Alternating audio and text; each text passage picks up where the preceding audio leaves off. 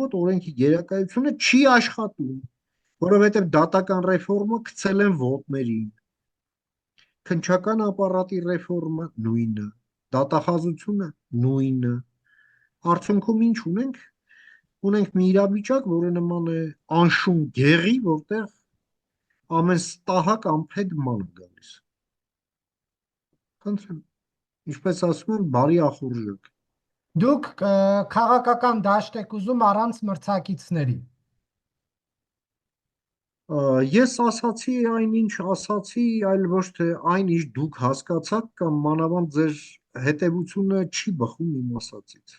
Չէ, այդ դեպքում դուք ինչու չեք ձգտում նրան, որ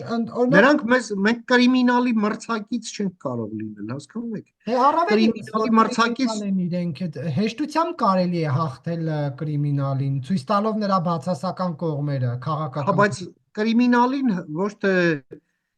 հաղթում են ընտրություններին, կրիմինալով զբաղվում են իրավապահ մարմինները եւ դատարանները։ Իսկ մեր մոտ քանի որ կրկնում եմ, դրանք ռեֆորմները կամ կիսատ են կամ սկի ձեռտված էլ չեն, նրանցով չեն զբաղվում,